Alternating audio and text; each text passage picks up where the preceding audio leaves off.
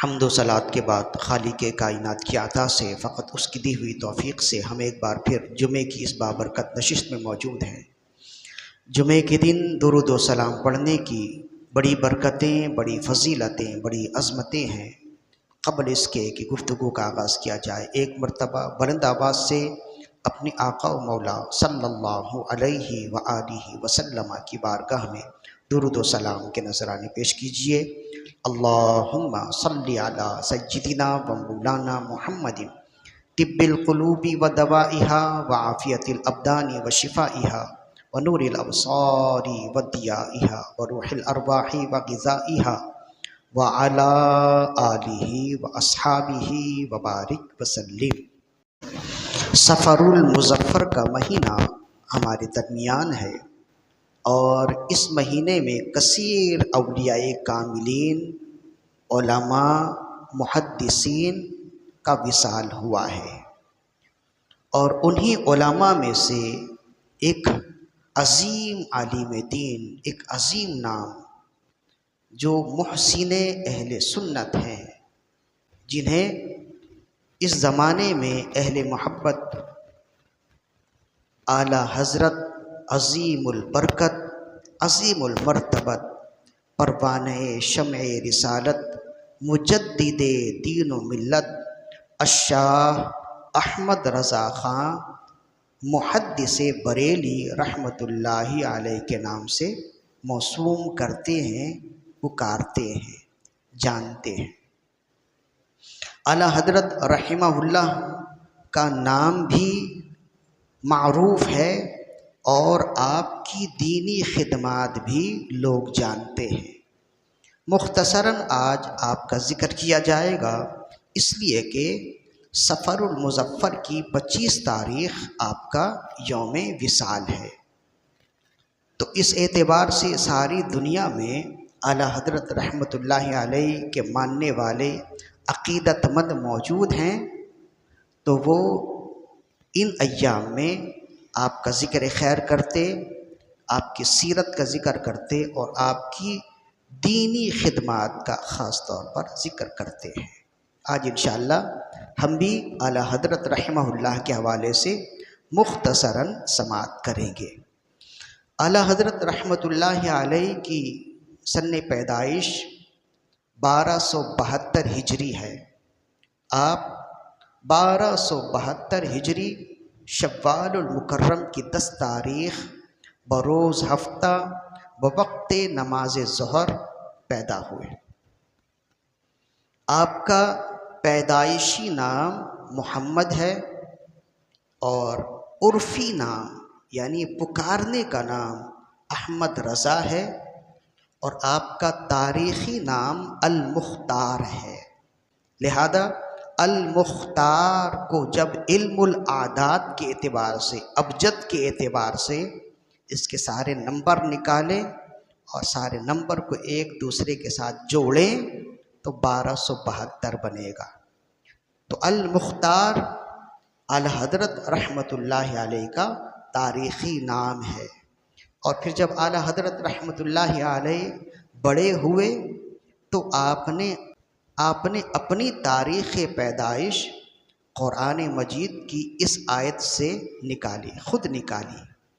اولئک کتب فی قلوبہم الایمان وایدہم بروح منہ، یہ سورہ مجادلہ کی آیت ہے۔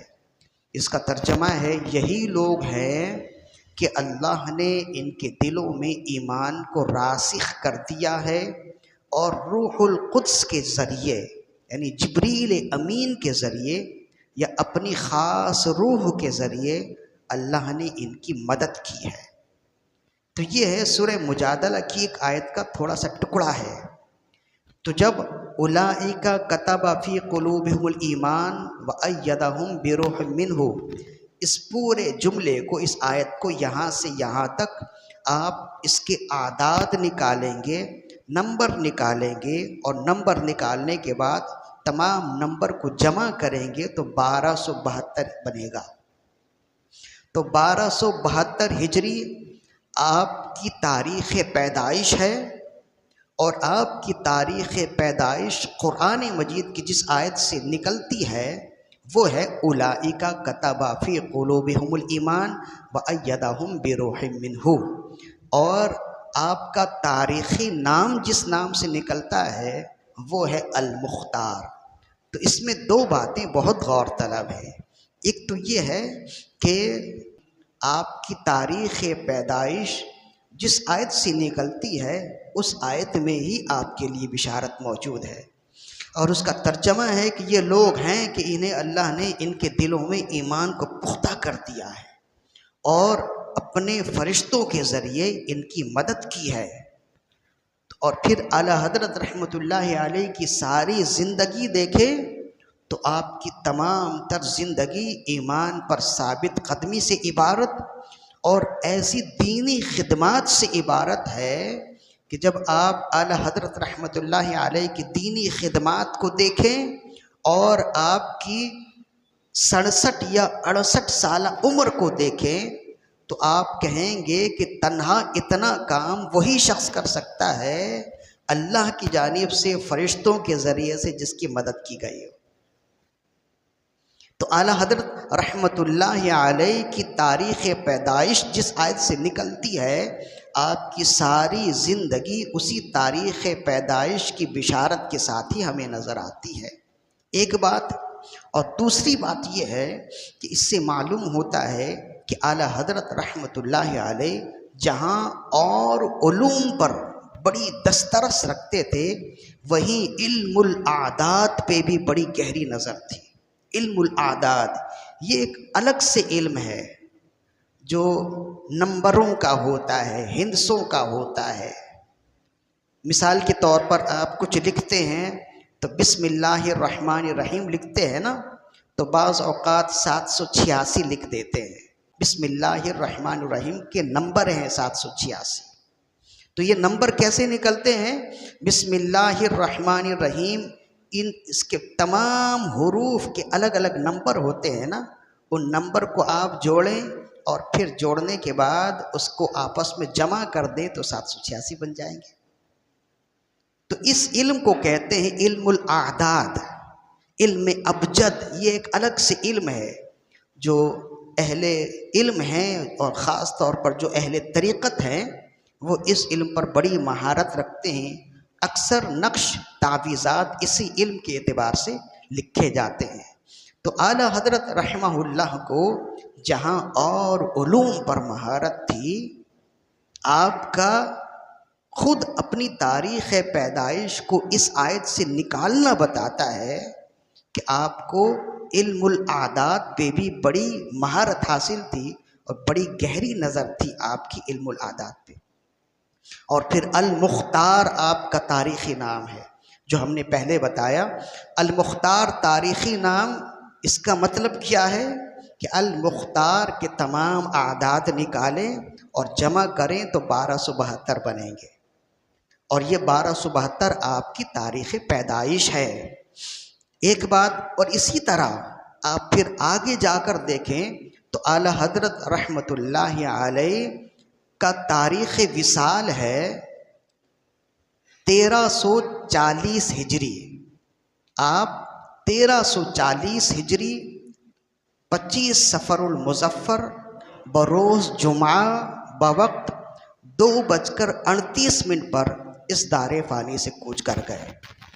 یعنی آپ صفر المظفر کی 25 تاریخ کو آپ کا وصال ہوا، اور جس دن آپ کا وصال ہوا وہ جمعہ کا دن تھا، یعنی آج ہی کا دن تھا۔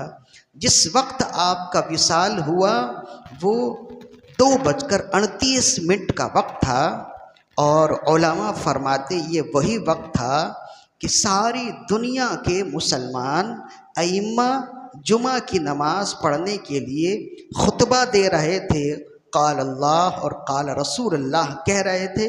اسی وقت اعلیٰ حضرت رحمۃ اللہ علیہ کی روح اس دنیا سے پرواز کر رہی تھی۔ تو جمعے کے دن آپ کا وصال ہوا ہے، اور 1340 ہجری آپ کا تاریخ وصال ہے۔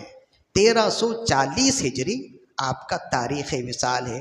اب اس میں اعلیٰ حضرت رحمۃ اللہ علیہ کی ایسی کرامت ہے کہ آپ کے وصال سے 6 سال پہلے 1334 ہجری میں آپ کے بہت ہی گہرے دوست تھے شیخ وسیع الدین محدث سورتی رحمۃ اللہ علیہ. یہ اعلیٰ حضرت رحمۃ اللہ علیہ کے بہت ہی گہرے دوست تھے، اور ایسے گہرے دوست تھے کہ کبھی وہ آپ کے ہاں تشریف لاتے تو کئی دنوں تک باہمی گفتگو ہوتی، دینی گفتگو ہوتی، مختلف مسائل پر گفتگو ہوتی.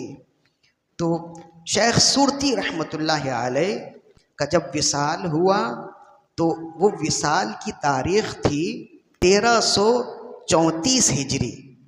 تو اعلیٰ حضرت رحمۃ اللہ علیہ کو ظاہر ہے کہ آپ کے دوست تھے، بڑا دکھ ہوا، تو آپ نے اپنے دوست کے وصال کی تاریخ کو قرآن مجید کی اس آیت سے نکالا، یطاف علیہم بآنیۃ من فضۃ واکواب کانت قواریر.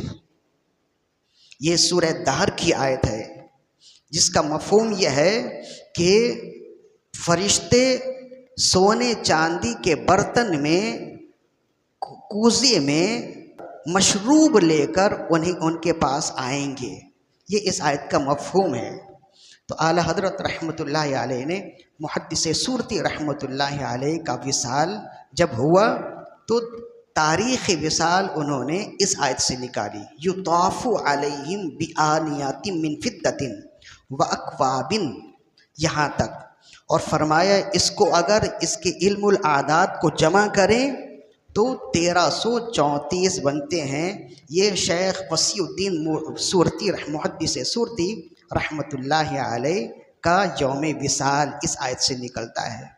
تو کسی نے کہا یا سیدی قرآن مجید میں یطاف نہیں ہے بلکہ اس سے پہلے واؤ بھی ہے، وَیُطَافُ علیہ ہے. تو فرمایا اگر اس کے ساتھ واؤ لگا دیا جائے تو واؤ کے 6 نمبر ہوتے ہیں، تو 6 نمبر اور بڑھا دیے جائیں گے. اگر 6 نمبر اور بڑھا دیے جائیں، اس کے واؤ کو بھی اس کے ساتھ ملا دیا جائے تو ایسا نمبر بنے گا، ایسا ہندسہ بنے گا کہ دوست سے مل جائے گا. تو کہتے ہیں اس وقت تو بات آئی گئی ہو گئی، کسی کو آپ کا اشارہ سمجھ نہ آیا، لیکن جب 1340 ہجری یعنی اس واقعے کے 6 سال کے بعد اعلیٰ حضرت رحمۃ اللہ علیہ کا وصال ہوا، اور پھر جب علماء نے آپ کی تاریخ وصال کو جب نکالا تو وَیُطَافُ عَلَیْہِمْ بِآنِیَةٍ مِّن فِضَّةٍ اسی آیت سے نکالا تو سمجھ گئے کہ وسیع الدین سورتی رحمۃ اللہ علیہ کے وصال کو اگر تاریخ کے اعتبار سے نکالنا ہو تو اس آیت کو بغیر واو کے پڑھنا ہوگا. اعلیٰ حضرت رحمۃ اللہ علیہ کا تاریخ وصال اگر نکالنا ہو تو اس آیت کو واو کے ساتھ پڑھنا ہوگا. اور یہ بشارت اور یہ واقعہ اور یہ خبر اعلیٰ حضرت رحمۃ اللہ علیہ نے اپنے وصال سے 6 سال پہلے دے دی تھی. تو اس میں اعلیٰ حضرت رحمۃ اللہ علیہ کا علمی تبحر بھی نظر آتا ہے، آپ کی کرامت بھی نظر آتی ہے، اور آپ کے وصال سے پہلے آپ کی بشارت بھی نظر آتی ہے. تو ہم جنہیں اعلیٰ حضرت رحمۃ اللہ علیہ کہتے ہیں نا، تو ایسے ہی نہیں کہتے، بڑے علوم و فنون کے ماہر تھے، بڑی مہارت تھی. یوں سمجھ جائیں کہ اس دور میں بھی بڑے بڑے علماء موجود ہیں، لیکن اس دور کے علماء اعلیٰ حضرت رحمۃ اللہ علیہ کے شاگردوں کے شاگرد کے علم کے مقابلے میں بھی کچھ نہیں ہے. اتنا گہرا علم تھا. اب آپ کے علم کی گہرائی کو جاننے کے لیے صرف یہ سمجھ جائیے کہ جب آپ کی عمر قریباً 4 یا 5 سال کی ہوئی تو رسماً آپ کے خاندان میں یہ رسم تھا کہ اسی رسم کے اعتبار سے بسم اللہ خوانی کی گئی.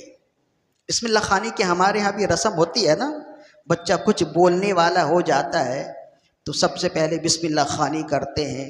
ایک محفل ہوتی ہے، گھر میں ایک دعوت ہوتی ہے، گھر کے بڑے ہوتے ہیں، بزرگ ہوتے ہیں، سب ایک جگہ جمع ہوتے ہیں، بچے کو ہار پھول پہناتے، اس کو تحائف دیتے ہیں، بسم اللہ الرحمن الرحیم وہ پڑھتا ہے. مطلب یہ اس بات کی دلیل ہوتی ہے کہ بچہ اب بولنے لگ گیا ہے، اب اللہ کا کلام وہ پڑھنے والا ہو گیا ہے، تو بسم اللہ خوانی ہوتی ہے ایک برکت کے لیے ہوتی ہے، اور لوگ دعائیں کرتے ہیں بچے کی درازی عمر کے لیے، اچھی عمر کے لیے، اس کی عمر میں برکت کے لیے، یہ ایک اچھا عمل ہے اور بزرگوں سے چلا آ رہا ہے۔ اچھا، حیرت کی بات یہ ہے کہ جو ہر بات میں قرآن و سنت سے دلیل مانگتے ہیں وہ بھی اپنے بچوں کے لیے بسم اللہ خوانی کا اہتمام کرتے ہیں، حالانکہ بسم اللہ خوانی ایک ایسا عمل ہے کہ قرآن و سنت میں تو اس پر کوئی دلیل موجود نہیں ہے۔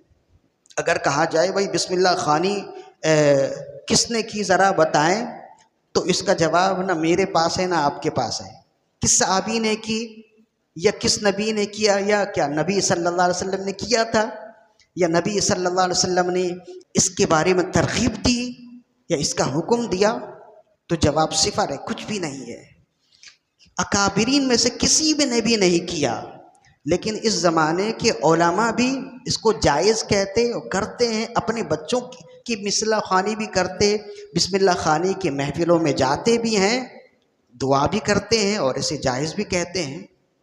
تو مطلب یہ ہوا کہ ہر عمل کے لیے یہ دیکھنا کہ یہ قرآن و سنت میں ہے یا نہیں، صحابہ نے کیا یا نہیں، یہ خاص نہیں ہے۔ خاص یہ ہے کہ یہ دیکھا جائے کہ کیا اس عمل کے بارے میں قرآن نے منع کیا ہے یا نہیں۔ اگر قرآن نے یا حدیث میں یا علماء نے منع نہیں کیا تو وہ ایسے ہی جائز ہوتا ہے، جیسے کہ بسم اللہ خوانی کا عمل جائز ہے۔ یہ بات جب یاد رکھیں گے نا تو اگلا مہینہ میلاد کا آنے والا ہے، تو پھر یہ دلیل آپ کے لیے بہت اچھی ہو جائے گی کہ جب کوئی کہے کہ میلاد کی دلیل کیا ہے تو پھر کہیں بسم اللہ خوانی کی دلیل جو بتا دو، تو ہم میلاد کی دلیل بتا دیں گے کہ آپ بسم اللہ خوانی کی دلیل بتائیں، ہم میلاد کی دلیل بتا دیں گے۔ تو یہ بسم اللہ خوانی کا عمل بزرگوں سے چلا آ رہا ہے، تو اعلیٰ حضرت رحمۃ اللہ علیہ کی بھی بسم اللہ خوانی کی گئی۔ ہاں، ایک بات اور بھی ہے جو فائدہ مند ہے، جو ابھی ابھی ذہن میں آ گئی، کہ اعلیٰ حضرت رحمۃ اللہ علیہ سے جب پوچھا گیا بسم اللہ خوانی کے لیے بچے کی عمر کتنی ہونی چاہیے، تو آپ نے فرمایا اس کے لیے تو کوئی خاص عمر متعین نہیں ہے، لیکن ہاں بزرگوں کا طریقہ یہ رہا ہے کہ بچے کی عمر، بچہ ہو یا بچی ہو، اس کی عمر جب 4 سال 4 مہینے اور 4 سال 4 مہینے 4 دن کی عمر ہو جائے تو بسم اللہ خوانی کی جائے۔ کہ یا سیدی اس کی کیا وجہ؟ تو فرمایا کہ خواجہ غریب نواز رحمۃ اللہ علیہ نے اپنے شاگرد اور اپنے خاص مرید اور اپنے خلیفہ شیخ قطب الدین بختیار کاکی رحمۃ اللہ علیہ کی بسم اللہ خوانی جب کی تھی تو اس وقت آپ کی عمر 4 سال 4 مہینے 4 دن کی تھی۔ اس محفل میں خواجہ غریب نواز رحمۃ اللہ علیہ بھی موجود تھے، شیخ کاکی رحمۃ اللہ، قطب الدین بختیار کاکی رحمۃ اللہ علیہ۔ تو فرمائے چونکہ خواجہ صاحب نے یہ عمل کیا تھا اور بزرگوں سے یہ عمل چلا ہے، تو اب ان کی نسبت سے اگر کوئی اپنے بچوں یا اپنے گھر کے بچے یا بچی کی بسم اللہ خوانی اس عمر کے اعتبار سے کرے گا تو ظاہر ہے کہ بزرگوں کی برکت ملے گی۔ تو کہتے ہیں کہ اعلیٰ حضرت رحمۃ اللہ علیہ کی بسم اللہ خوانی کی گئی، اور بزرگ تھے وہ آ کر بیٹھے، آپ کے دادا وہ آ کر بیٹھے ہیں، شیخ رضا علی خان رحمۃ اللہ علیہ آپ کے دادا ہیں، تو وہ بیٹھے ہیں اور بسم اللہ خوانی کی گئی۔ بسم اللہ الرحمن الرحیم پڑھنے کو کہا گیا، آپ نے بسم اللہ الرحمن الرحیم پڑھ لیے، پھر قاعدہ پڑھایا جاتا ہے نا، الف با تا، یہ مفردات، اسے کہتے ہیں مفردات، یعنی الگ الگ حروف، تو الف با تا سا جیم یہ پڑھایا گیا، آپ پڑھتے رہے، تو آگے جا کر جو ہے نا لام الف آتا ہے، تو جب لام الف آیا تو ابھی اعلیٰ حضرت رحمۃ اللہ علیہ کی عمر میں نے بتایا 4 یا 4.5 یا 5 سال کی آپ کی عمر ہے۔ آپ رک گئے اور جو پڑھا رہے تھے ان کا چہرہ دیکھنے لگے، 2-3 بار انہوں نے کہا پڑھو بیٹا لام الف، تو آپ خاموش بیٹھے، تو دادا نے کہا پڑھو، تو کہا کہ یہ دوبارہ میں کیوں پڑھوں، میں لام بھی پڑھ آیا الف بھی پڑھ آیا ہوں، اور یہ مفردات کی تختی چل رہی ہے، ہر ایک خانے میں ایک ایک حرف ہے، یہاں دو حرف ایک ساتھ کیوں آ گیا؟ اور میں تو پہلے الف بھی پڑھ چکا ہوں لام بھی پڑھ چکا ہوں، دوبارہ لام الف کیوں پڑھوں؟ تو کہتے ہیں کہ یہ ایسا سوال تھا کہ بڑے بڑوں کو اس سوال کا جواب نہ آئے، بلکہ اگر کہا جائے کہ آپ اس کا جواب دیں تو شاید آپ کو بھی اس کا جواب نہ آئے۔ حالانکہ یہ قاعدہ ہے، نورانی قاعدہ، رحمانی قاعدہ، مدنی قاعدہ، جتنے بھی قرآن مجید کے قاعدے ہوتے ہیں نا پڑھنے کے لیے، تو ظاہر ہے کہ یہ تختی تو ہوتی ہے سب میں، الف با کی تختی تو سب سے پہلے ہوتی ہے۔ کوئی بتائے گا کہ الف با تا سا کے بیچ میں لام الف کیوں آ گیا؟ تو ہم اتنے عرصے بعد بھی نہیں جان پائے، اور اعلیٰ حضرت رحمۃ اللہ علیہ کی عمر ابھی 4 یا 5 سال ہے، آپ اس وقت بھی جانتے تھے، بلکہ ہمارے ذہن میں تو صحیح بات یہ ہے کہ جواب تو بعد میں آئے گا، سوال ہی نہیں آ سکتا کہ یہ کیوں ایسا ہوا ہے۔ تو جب انہوں نے اپنے دادا سے پوچھا تو ظاہر ہے کہ وہ آپ کے دادا بھی بہت بڑے عالم تھے، جدی پشتی آپ علماء کے گھرانے سے تھے۔ تو دادا نے کہا کہ بیٹا پہلے جو آپ نے الف پڑھا تھا نا، وہ الف نہیں تھا، وہ حمزہ تھا، اور ابھی جو آپ پڑھ رہے ہیں یہ اصل میں الف ہے، اور الف چونکہ تنہا کبھی بھی اس سے کلام نہیں ہوتا ہے، الف کے ساتھ کوئی دوسرا حرف لگنا ضروری ہے۔ الف ہمیشہ ساکن ہوتا ہے، اور ساکن سے کلمات ادا نہیں ہوتے، اس کے ساتھ کسی دوسرے حرف کو لگنا ضروری ہوتا ہے۔ اس وجہ سے جو تنہا الف ہو اسے حمزہ کہتے ہیں، اور یہ الف ہے۔ اور الف چونکہ بغیر کسی اور حرف کے ملائے بغیر اس کا کلمہ ادا نہیں ہوتا ہے، اس وجہ سے اس کے ساتھ لام لگایا گیا ہے، تو لام الف اسی وجہ سے اسے پڑھتے ہیں۔ تو کہا اچھا اس کی یہ وجہ ہے؟ تو پھر اعلیٰ حضرت رحمۃ اللہ علیہ نے دوسرا سوال کیا۔ قربان جائیں اعلیٰ حضرت کی عمر دیکھیں اور سوال دیکھیں۔ کہا کہ جب الف کسی دوسرے حرف کے ساتھ ملائے بغیر کلام نہیں بنتا، اس کا تلفظ نہیں بنتا، اور آپ نے کہا اسی وجہ سے اس کے ساتھ لام لایا گیا ہے، تو لام کوئی کیوں لایا گیا؟ اس کے ساتھ جیم ملا لیتے، اس کے ساتھ ہا ملا لیتے، اس کے ساتھ میم ملا لیتے، تو لامی الف کیوں ہے؟ میم الف بھی ہو سکتا ہے، جیم الف بھی ہو سکتا ہے۔ تو پھر اب یہ ایسا سوال تھا کہ اس سوال کا جواب سامنے بیٹھے ہوئے جو استاد صاحب انہیں پڑھا رہے تھے ان کے پاس بھی نہیں تھا۔ تو کہتے ہیں پھر ان کے دادا نے بلایا، اپنے سینے سے لگایا اور کہا احمد رضا اس کی وجہ یہ ہے کہ اسے الف کو کسی اور حروف کے ساتھ ملایا نہیں گیا، صرف لام کے ساتھ ملایا گیا۔ اس کی وجہ یہ ہے کہ الف اور لام میں ایک طرح سے مماثلت ہے، یکسوئی ہے۔ اس کی وجہ یہ ہے کہ جب تم اردو میں الف لکھو گے نا تو اس کے دل میں لام آئے گا، اور جب اردو میں لام لکھو گے تو بیچ میں الف آئے گا۔ جب آپ اردو میں لکھیں الف لام فے تو الف ایسی لکھتے ہیں نا، تو فرمایا اس کی وجہ یہ ہے کہ جب تم الف لکھو تو الف کے دل میں لام آئے گا، اور جب تم لام لکھو، لام الف میم لکھو تو اس کے دل میں الف آئے گا۔ چونکہ ان دونوں کے دل ایک دوسرے سے ملے ہوئے ہیں، اس وجہ سے الف کے ساتھ لام ہی آتا ہے، اس کے علاوہ کوئی دوسرا حرف نہیں آتا۔ تو کتنی گہری بات کی۔ باپ بھی کیسے تھے، دادا بھی کتنے علم والے تھے، اور بے شک بڑے تو علم والے ہوتے ہی ہیں، ان کا علم دیکھیے کتنا گہرا ہے۔ جن کی عمر ابھی 5 سال ہے یا 6 سال آپ لے لیجئے، 6 سال کی عمر میں بچہ حروف کو پہچانتا بھی نہیں، حروف کی تمیز بھی نہیں کر پاتا، اور اعلیٰ حضرت رحمۃ اللہ علیہ نے 2 ایسے گہرے سوال کیے جس نے اس وقت ہی بتا دیا کہ یہ کوئی معمولی بچہ نہیں ہے، اور سوال ایسے گہرے ہیں کہ جواب تو بعد میں آئے گا۔ اس دور میں تو ہمارے اپنے ذہنوں میں یہ سوال نہیں آ سکتا، ایسا سوال اعلیٰ حضرت رحمۃ اللہ علیہ نے کیا۔ تو یہ بتاتا ہے کہ جو بچہ 4-5 سال میں علم کی ایسی گہرائی رکھتا ہے، علم کی ایسی سوچ رکھتا ہے، علم کی ایسی غوطہ زنی رکھتا ہے، وہ بچہ جب 40 سال کی عمر میں پہنچے تو کیسی علم کی جولانی رکھتا ہوگا، خود ہی اس کا اندازہ ہو جاتا ہے۔ آپ سے جب کسی نے پوچھا، بس ایک آخری گفتگو، باتیں تو بہت ساری تھیں، آخری گفتگو، آپ سے جب کسی نے پوچھا یا سیدی آپ نے تو بڑے فتاوی لکھے، زندگی بھر آپ نے فتویٰ نویسی کی، اور آج کے دور میں فتاوی رضویہ یہ آپ کی دینی خدمات کا منہ بولتا ثبوت ہے۔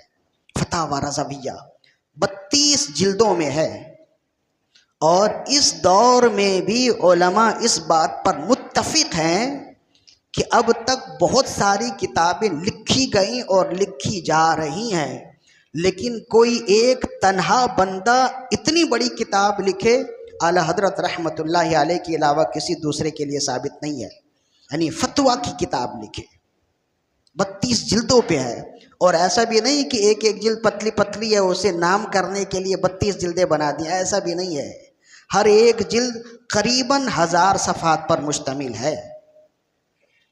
تو یہ اعلیٰ حضرت رحمۃ اللہ علیہ کا علمی کارنامہ ہے۔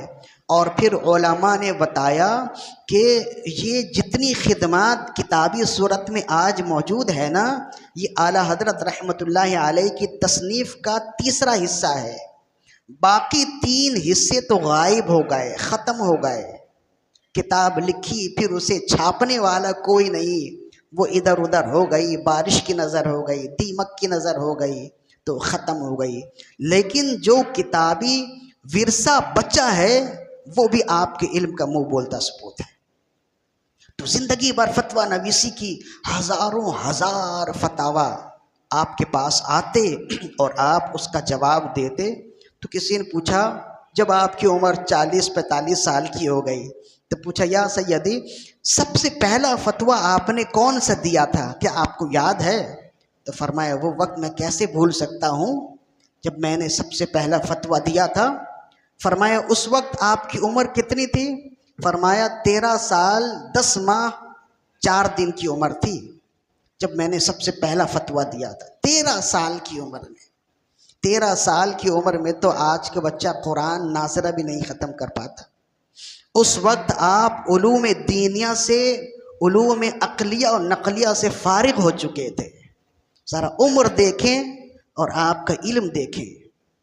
تو کہا کہ 13 سال 10 ماہ 4 دن کی عمر تھی جب میں نے پہلا فتویٰ لکھا تھا، اور وہ فتویٰ جب میں نے اپنے والد گرامی کو پیش کیا تو والد گرامی نے اس میں اسٹیمپ لگایا، انہوں نے اس پہ دستخط کیے، اپنی مہر لگائی اور فرمائے، احمد رضا آج سے میں ریٹائر ہو گیا، اب اس ادارے سے فتویٰ جائے گا تو اب تم ہی لکھا کرو گے۔ تو کہتے ہیں تب سے 10-10.5 سال کی عمر سے آپ فتویٰ نویسی کر رہے ہیں۔ لوگ آتے مفتی صاحب سے ملنے کے لیے کہ کوئی فتویٰ ہے، آ کر جب باہر سے کہتے ہیں مفتی صاحب سے ملنا ہے تو باہر والے کہتے ہیں اندر مفتی صاحب بیٹھے ہیں۔ جب جا کر دیکھتے کہ ایک 10-11 سال کا بچہ بیٹھا ہے، باہر آ کر کہتے وہاں تو ایک بچہ بیٹھا ہے، ہمیں تو مفتی صاحب سے ملنا ہے، تو کہتے وہی مفتی صاحب ہے، وہی آج کل فتویٰ نویسی کرتے ہیں۔ اور جب لوگ آتے اپنے مسائل بتاتے اور پھر اعلیٰ حضرت رحمۃ اللہ علیہ اس کا تحریری جواب دیتے تو پھر لوگ بھی کہتے کہ بے شک عمر کے اعتبار سے تو یہ ابھی کم سن ہے، لیکن علم کی گہرائی اتنی ہے کہ 100 سال کا بندہ بھی اتنی علم کی گہرائی نہیں رکھ سکتا۔ تو کہا، یا سیدی آپ نے سب سے پہلا فتویٰ 10 سال کی عمر میں لکھا، وہ کس موضوع پر تھا؟ تو فرمایا کہ وہ حرمت رضاعت کے موضوع پر تھا۔ ہم 40 سال 45 سال 60 سال کی عمر کے ابھی یہاں لوگ بیٹھے ہیں، سچی بات یہ ہے کہ ہمیں تو اس کا مفہوم بھی معلوم نہیں ہوگا، یہ حرمت رضاعت کیا چیز ہے، حرمت رضاعت کیا چیز ہے، اس کا مفہوم بھی معلوم نہیں ہوگا۔ ذرا اپنے علم کی کمی دیکھیے، اپنی معلومات کی کمی دیکھیے، اپنا فہم دیکھیے، بزرگوں کا علم دیکھیے، بزرگوں کی خدمات دیکھیے، اور پھر ان کے مقابلے میں اپنا چرب زبان ہونا دیکھیے کہ جب ہم اگر ان کے علم کا مقابلہ کیا جائے تو ان کے علم کے مقابلے میں ہمارے پاس کچھ بھی نہیں ہے، لیکن جب چرب زبانی پہ آئیں، بدتمیزی پہ آئیں، تو پھر دیکھیں کہ ایک آلو پیاز بیچنے والا بھی بڑوں بڑوں کی شان میں کیسی بڑی بڑی گستاخیاں کر رہا ہوتا ہے۔ تو اسی وجہ سے کہتے ہیں نا کہ بڑے کے بارے میں سوچنے کے لیے، بولنے کے لیے کم از کم اپنا قد بھی بڑھا کرنا چاہیے انسان کو، اور اگر اتنی اونچائی تک نہیں جا سکتے تو کم از کم تابعداری کرو، تابعداری نہ بھی کرو لیکن کم از کم اپنے دل سے، اپنی زبان سے بزرگوں کے حوالے سے کوئی بدتمیزی نہ ہو، کوئی بے ادبی نہ ہو، اس لیے کہ ہمارے بزرگوں نے اتنا پکا دیا ہے نا کہ ہم زندگی بھر کھا بھی نہیں سکتے، اتنا پکا کے ہمارے سامنے دیا ہے، اتنے احسانات ہیں ان کے، اس کے باوجود جب ہم بزرگوں کی شان میں گستاخیاں کرنے پہ آئیں تو آج دیکھیں نا لوگ کیسے منہ پھٹ ہو گئے، کیسے جری ہو گئے بزرگوں کے حوالے سے، کیسے کہ انہیں تو کچھ بھی نہیں آتا، تو انہیں کچھ بھی نہیں آتا۔ ٹھیک ہے، حرمت رضاعت کیا چیز ہے بتاؤ؟ تو اعلیٰ حضرت رحمۃ اللہ علیہ نے حرمت رضاعت کے موضوع پر 13 سال 10 ماہ 4 دن کی عمر پہ جو سب سے پہلا فتویٰ لکھا، فرماتے ہیں وہ حرمت رضاعت۔ حرمت رضاعت کا مطلب ہوتا ہے رضاعت، رضائی بھائی بہن ہو جانا، دودھ شریک بھائی بہن، دودھ شریک کے رشتے کو رضائی رشتہ کہتے ہیں، یعنی کسی عورت نے کسی بچے کو دودھ پلا دیا تو اب وہ بچہ، اس کے بھائی، اس کے بہن، سب ان کے لیے، اس خاتون کے لیے بیٹے کی مانند ہو گئے۔ اس خاتون کے اپنے جو بچے ہیں اور وہ جو بچہ ہے اس کے بھائی بہن، یہ سب سگے بھائی بہن ہو جائیں گے۔ ان کی آپس میں کوئی رشتہ داری یعنی خونی رشتہ داری نہیں ہو سکتی، یعنی شادی وغیرہ کے حوالے سے ان کے آپس میں نکاح وغیرہ نہیں ہو سکتا۔ تو یہ حرمت رضاعت، تو پوچھا اس کا مفہوم کیا تھا؟ تو فرمائے میرے پاس سوال آیا کہ کسی بچے کے ناک کے ذریعے سے اگر کسی عورت کا دودھ اس کے دل میں، اس کے گلے سے نیچے اتر جائے تو کیا حرمت رضاعت ثابت ہوگی کہ نہیں؟ تو اعلیٰ حضرت فرماتے یہ پہلا فتویٰ تھا جو میں نے دیا، اور میں نے کہا تھا کہ ناک کا رستہ بھی گلے سے ہوتے ہوئے منہ میں جاتا، گلے سے ہوتے ہوئے پیٹ میں جاتا ہے، جیسے منہ کا رستہ گلے سے ہوتے ہوئے پیٹ میں جاتا ہے، لہذا منہ کے رستے سے کسی عورت کا دودھ پیٹ میں جائے تب بھی رضاعت ثابت ہوگی، ناک کے رستے سے اگر کوئی دودھ ٹپکا دیا جائے اور اس کا ایک قطرہ بھی گلے سے ہوتے ہوئے اس کے پیٹ میں چلا جائے تو حرمت رضاعت ثابت ہوگی۔ کتنا گہرا فتویٰ تھا جو اعلیٰ حضرت رحمۃ اللہ علیہ نے دیا۔ سچی بات یہ ہے ہمارے پاس بھی، ہم تو ظاہر ہے کہ ہم بھی فتویٰ نویسی کر رہے ہوتے ہیں وقتاً فوقتاً، ہمارے پاس بھی اگر اس طرح کا کوئی مسئلہ آ جائے نا کم از کم ہفتہ تو لگے گا اس کی تحقیق میں، لیکن قربان جائیں اعلیٰ حضرت رحمۃ اللہ علیہ کے کیسا فی البدی جواب دیا۔ اور چونکہ یہ بچپن کا ایک بہت ہی خوبصورت واقعہ تھا، والد صاحب نے یہ مسئلہ دیکھا، گلے سے لگایا، کچھ انعام بھی دیا، تو زندگی بھر اسے فخریہ بیان کرتے تھے، یاد کرتے تھے۔ تو یہ جو وقت ہے 25 صفر المظفر اعلیٰ حضرت رحمۃ اللہ علیہ کا یوم عرس ہے، اتنی بڑی شخصیت ہیں اور مجدد ہیں وقت کے، لہذا ان کا ذکر خیر کرنا چاہیے۔